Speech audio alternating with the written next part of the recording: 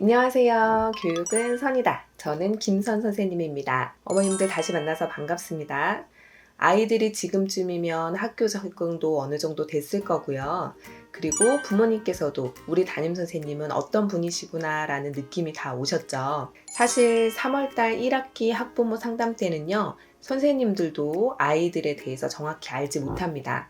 그래서 그때는 거의 정보를 듣게 되죠. 그러다가 2학기 학부모 상담 주간 때가 되면 선생님들께서도 적극적으로 아이에 대해서 이야기도 해주시고 학부모님과 아이에 대해서 이야기할 부분이 참 많아지는데요. 어느 정도 담임 선생님에 대한 레포도 좀 생겼고, 그리고 우리 담임 선생님이 어떤 분인지도 알게 되었고, 우리 아이를 남은 학기 말까지 잘 부탁드립니다 라는 인사를 드렸는데, 갑자기 이런 문자 받으시면 너무나도 당황스러우시죠? 담임 선생님께서 일이 있으셔서 다음 주부터 선생님이 바뀌신다라든지, 또는 그런 연락을 전혀 받지 못한 채로 갑자기 담임 선생님이 바뀌었다든지, 그래서 담임 선생님 대신 대체 선생님이 들어오셨다는 이야기를 듣게 되면 무척 당황스러우실 것 같아요. 이해 안 되시는 부분도 참 많죠.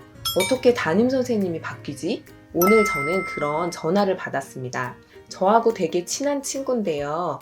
답답한 마음에 저한테 전화를 걸었더라고요. 우리 아이 큰아이 담임 선생님이 바뀌었어. 갑자기 2학기부터 담임쌤이 바뀌는 게 가능한 일이야? 라면서 전화가 왔어요. 네, 안타깝게도 가능합니다. 저 역시도 아이 둘을 키우는 엄마로서 만약에 아이가 잘 적응하고 학교를 다니고 있었는데 담임 선생님께서 갑자기 바뀌셨다라는 말씀을 들으면 도대체 무슨 일인지, 아이가 적응은 잘 할 수 있는지 여러 생각이 들게 되잖아요. 어떻게 담임 선생님이 학기 중에 바뀔 수 있는지 말씀을 드려볼게요. 저희 교사들은요, 사실은 휴직을 할 수가 있습니다. 휴직은 학기 단위로 하도록 권고되고 있어요. 왜냐하면 학교에서의 문제점과 그런 혼선을 예방하기 위해서 학기 단위로 하는 걸 권장하고 있습니다. 다시 말하면 3월 학기가 시작될 때, 9월 학기가 시작될 때 이렇게 바뀌는 거죠. 그러다 보니까 학기에 맞춰서 담임쌤이 바뀌시는 경우가 있습니다. 그럼 8월 중간 정도에 계약을 했고 9월 달에 선생님이 휴직이 들어가시는 상황이다 그러면요, 그 중간을 대체 선생님이 대신하시기도 해요. 이 대체 선생님을 어떻게 말씀드리냐면요, 대부분 기간제 선생님이라고 합니다. 많이 들어보셨죠? 이 기간제 선생님은요, 기간을 정해놓고 우리를 맡아주시는 선생님을 말합니다. 여러 가지 이유가 있어요. 담임선생님이 갑자기 아프신 경우도 있을 수 있고요. 또는 개인사가 있으셔서 부득이하게 학교를 못 나오시는 경우도 있을 수 있어요. 그러면요, 사실 아주 좋은 도시에서는요, 늘 많은 기간제 선생님이 계십니다. 그래서 복지와 관련되거나 아니면 선생님께서 정말 부득이하게 아프시거나 이럴 때 바로바로 투입이 될 수 있어요. 그런데요, 대부분의 학교들은 그렇지 못합니다. 그러면 어떻게 되냐면요, 학교 홈페이지 공고나 또는 교육지원청의 구인 구직란을 보면 이거를 열심히 올려요. 그런데요, 아주 운이 좋게 그걸 보시고 실제로 가르치실 수 있는 선생님께서 기간제로 와주시면 그 반은 기간제 선생님께서 지도를 해주시는 거예요. 그러면 이 기간제 선생님은 도대체 어떤 분들이 오시는 건가 궁금하시죠? 저희 같은 초등 교사는요, 초등학생을 가르칠 수 있는 초등교사 교원 자격증을 받아야만 가르칠 수 있습니다. 전국에 있는 교육대학교에서 졸업하신 분은요, 초등교원 2급 자격증을 받게 되거든요. 이 2급 자격증을 가진 분은 초등학생을 가르칠 수 있습니다. 이 2급 자격증을 가지고 임용고시 시험을 봐야 되는데요. 그 임용고시 시험을 보셔서 합격하신 분들이 우리 담임 선생님으로 와 계시는 거잖아요. 학교 임용고시는 합격하지 못했으나 기간제 선생님으로 오실 수 있습니다. 또는요, 교사를 하다가 퇴직을 하신 분이 있을 수 있잖아요. 그래서 가끔 기간제 선생님 중에서요, 정말 아이들을 잘 지도하셨고 현직에 있는 동안 아이들을 정말 잘 케어하셨던 분께서 기간제 선생님으로 와주시면 동료 교사도 너무 감사하죠. 그런 경우가 있습니다. 이런 분들을 기간제 선생님이라고 합니다. 이 기간제 선생님이요, 맡아서 우리 반을 가르쳐 주실 수 있으면 정말 감사합니다. 그런데요, 아까 말씀드린 것처럼 매번 이렇게 기간제 교사를 잘 구할 수 있는 건 아닙니다.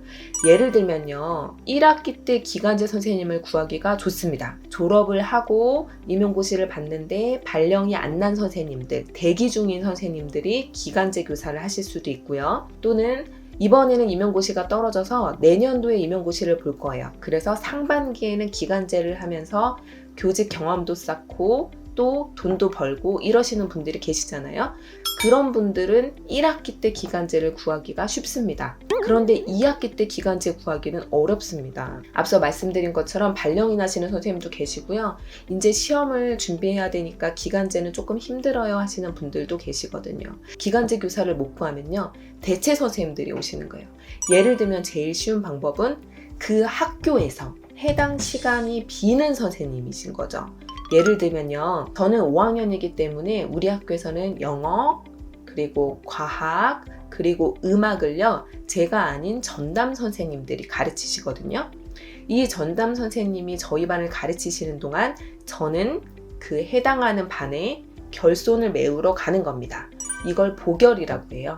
그래서 가끔 아이들 중에 1교시에는 어떤 쌤이 오셨고 2교시엔 또 다른 쌤이 오셨고 3교시 다른 쌤이 오시고 이렇게 얘기하는 경우 있잖아요. 우리 반을 맡아주실 기간제 선생님을 구하지 못해서 1시간을 말 그대로 다른 선생님들이 메워주시는 겁니다. 언제까지요? 기간제 선생님을 구할 때까지요. 오늘 친구랑 이야기를 나누면서 그런 부분 때문에 선생님이 아마 그만두셨고 기간제 선생님이 오신 것 같아 라고 얘기를 나눴는데요. 이 부분은 선생님들 그리고 어머님들께서 제가 이렇게 설명드리면 그럴 수 있겠다 라고 생각이 드시잖아요. 근데 오늘 이거에다가 하나를 더 하고 싶습니다. 안타까운 이야기인데요. 병가를 내셔서 선생님들께서 휴직에 들어가시거나 기간제 선생님이 오시는 경우가 있어요. 우리 어렸을 때 한번 생각해보면요, 갑자기 어떤 선생님께서 백혈병에 걸리셨다거나 갑작스럽게 병가에 들어가시는 경우가 있어요. 제가 안타까웠던 선생님들 중에는 두 분이 계셨습니다. 그래서 이 극과 극의 사례를 한번 들어보시고 이럴 때 선생님들께서 병가를 낼 수 있구나 라고 생각해 주시면 좋을 것 같아요. 첫 번째 분은요, 반 아이와 너무 안 맞았어요. 마음의 병과 신체의 병을 얻으셨고 그걸로 인해서 병휴직을 냈습니다. 아이가요, 좀 폭력적이고 선정적이고 그리고 부모님께서 케어가 조금 안 되셨고 그러다 보니까 아이가 거의 선생님께 막 나가는 식으로 된 거죠. 선생님께 물건을 집어 던진다거나 의자를 던진다거나 이런 행동까지도 되면서 이게 정말 극한으로 치닫게 된 거예요. 그러다가 아이가 다른 아이를 건드리게 되고 학교폭력 문제가 됐고 결국 이 부분에 있어서 부모님께서는 오히려 담임선생님께서 아이를 너무 지도를 못했다라고 물고 늘어지시면서 소송까지도 가시고 그 과정에서 반 아이들이 소외되는 건 물론이고 결국 이 선생님은요, 덕망 있고 좋으신 선생님이셨는데 병가를 내시다가 결국은 그만두셨습니다. 그래서 실제로 선생님들 중에서요, 아이와 너무 안 맞아서 학교폭력으로 너무 힘들어서 병가를 내시는 분들이 계십니다. 참 안타깝죠. 두 번째는요, 우울증이셨어요. 본인은 그 정도일 거라고 자기가 생각을 못 하시는 정도의 우울증이었어요. 그래서 옆에서 봤을 때 되게 불안한 상황? 예를 들면 우리 반 아이들이 막 정신없이 다니거나 위험한 행동을 할 때 이 아이를 바로 케어해야 되잖아요. 근데 그게 전혀 안 되는 상황이었어요. 이런 것들이 자꾸 반복되다 보니까 결국 관리자와 또 다른 분들이 나서서 병휴직을 권고했죠. 실제로요, 선생님들께서 아픈 경우가 되게 많아요. 왜냐하면 사람이다 보니까 아프실 수 있거든요. 근데 대부분의 선생님들은요, 참아요. 네, 저도 그래요. 왜냐면 내가 안 나가면 우리 반 아이들이 당장 어떻게 될지가 머릿속에 그려지니까 최대한 참거든요. 저도 벌써 20년 차가 다 되다 보니까 생각들이 많이 바뀌었어요. 교사분들이 아픈 경우에 아까 앞서 말씀드린 것처럼 정신이 아픈 경우도 있을 수 있고요. 몸이 아픈 경우도 있을 수 있잖아요. 그 모든 것들이 우리 반 아이들한테 가기 때문에 아프신 분이라면 빨리 치료를 받고 정상적인 생활과 그리고 건강한 생활이 가능할 때 아이들하고 만나는 게 맞다고 봅니다. 저는 앞으로 어떻게 했으면 좋겠냐면요, 이런 선생님하고의 학생과의 마찰이 반복됐을 경우에 그걸 어떻게든 해결해 줄 수 있는, 그러니까 예를 들면 학교 폭력이 일어났을 때 학교 폭력의 가해 아동과 피해 아동을 분리시키는 방법이 있잖아요. 그래서 결국은 이 학생이 다른 경우로 가는 경우가 있는데, 그런 경우에 대부분의 부모님들이 요구하시는 부분, 담임 선생님을 바꿔주세요 라고 요구를 하시거든요. 그래서 실제적으로는 이게 거의 불가능합니다.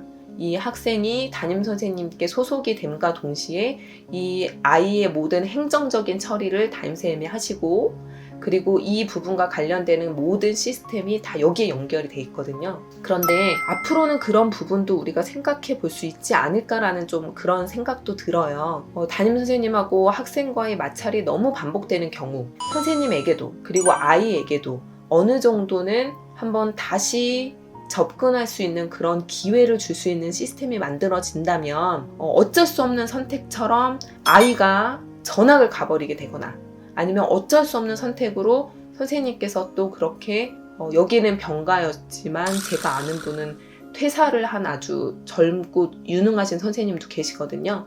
그래서 그렇게 극한으로 가지 않는 상황의 시스템이 만들어질 수 있다면 얼마나 좋을까라는 생각을 하면서 이만 마치려고 합니다. 담임 선생님 바뀌셔서 너무너무 당황스러우시죠? 그 마음 충분히 이해되고요. 이 새로 오신 선생님께서 아이들하고 잘 적응할 수 있도록 아이들도 선생님을 도와드렸으면 좋겠고요. 그리고 학부모님들께서도 이 선생님께서 우리 반을 맡아주시는 동안 잘 적응하실 수 있도록 학부모님들께서도 적극적으로 도와주시면 참 좋을 것 같다는 생각이 듭니다. 우리 모두 아프지 말고요. 남은 학기 말까지 선생님과 아이들과 좋은 추억 많이 만들면서 그렇게 마무리했으면 좋겠습니다.